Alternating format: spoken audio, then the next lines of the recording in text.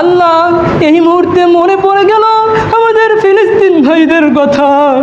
রব্বুল আলামিন আজকে আমরা জামাতে সালাত আদায় করতেছি, রব্বুল আলামিন আজকে আমরা সিয়াম রাখতেছি, কিন্তু আমাদের নিরীহ ফিলিস্তিন ভাইয়েরা আজকে তারা সিয়াম রাখতে পারতেছে না।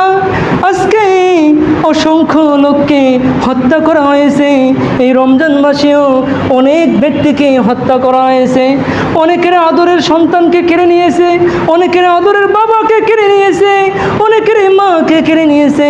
কত মানুষের বুক যে খালি হয়েছে এর কোনো ঠিক নেই। কথা বলেন, কত মায়ের যে বুক খালি হয়েছে, কত মানুষের যে বাবা হারিয়েছে, কত মানুষের যে মা হারিয়েছে। আল্লাহ চক্ষু দিয়ে অস্ত্র অবস্থায় তোমার নিকটে এই সিয়ামরত অবস্থায় দোয়া করতেছি, রব্বুল আলামিন তুমি ফিলিস্তিন ভাইদেরকে রক্ষা করো। আল্লাহ আমরা দেখতেছি তুমি ছাড়া তাদের সাহায্য করার মতো কেউ নেই। রব্বুল আলামিন যারা তাদেরকে নির্যাতন করতেছে আল্লাহ, এই ইসরায়েলকে, তাদের সেনাবাহিনীকে আল্লাহ, এই জালিমদেরকে তুমি ধ্বংস করে দাও। সকল আল্লাহুম্মা আমিন। আল্লাহ এই জালিমদেরকে তুমি ধ্বংস করে দাও। আল্লাহ তুমি এই জালিমদেরকে ধ্বংস করে দাও। রব্বুল আলামিন ফিলিস্তিন ভাইরা যারা এই মৃত্যুবরণ করেছে, আমরা এই রমজান মাসে ওই সমস্ত ভাইয়ের জন্য দোয়া করি আল্লাহ তুমি তাদেরকে এই রমজানের ওসিলায় ক্ষমা করে দাও।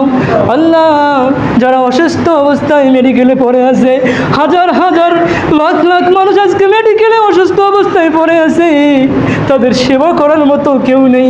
চিকিৎসার জন্য যে আসবাবপত্র লাগে আসবাবপত্রও নেই, এবং তাদের যে বিশুদ্ধ পানি, এই বিশুদ্ধ পানিও নেই, তাদের খাওয়ার খাবারও নেই। তারা মিডিয়ার মধ্যে বলতেছে আমরা উপবাস অবস্থায় এই রমজানে সিয়াম পালন করতেছি, তারা উপবাস অবস্থায় এই রমজানে সিয়াম আছে। রব্বুল আলামিন আমি আবারও দোয়া করি আল্লাহ তুমি তাদেরকে সাহায্য করো। আল্লাহ তুমি তাদেরকে সাহায্য করো। আল্লাহ আল্লাহ তুমি তাদের পাশে দাঁড়াও। আল্লাহ আমাদের শক্তি থাকলে আমরা তাদের পাশে দাঁড়াইতাম। আল্লাহ আল্লাহ তুমি তাদের পাশে দাঁড়ানোর মতো এমন কিছু ব্যক্তি তৈরি করে দাও, তোমার ইসলামের শত্রুদেরকে, জালিমদেরকে ধ্বংস করার আল্লাহ তুমি একদল বাহিনী তৈরি করে দাও। রব্বুল আলামিন গাজার প্রতি তুমি তোমার রহমত নাজিল করো। আল্লাহ তুমি তাদের প্রতি দয়া করো। এবং আমরা দোয়া করব যাতে এই যুদ্ধ দ্রুত বন্ধ হয় এবং গাজাবাসীরা যাতে গাজাতে অবস্থান করতে পারে, আমরা এই দোয়া করব আল্লাহর নিকটে। এবং বিশেষ করে আল্লাহর নিকটে দোয়া করব আমাদের যে মসজিদুল আকসা রয়েছে, রব্বুল আলামিন তুমি এই মসজিদুল আকসাকে রক্ষা করো। সকল আল্লাহুম্মা আমিন।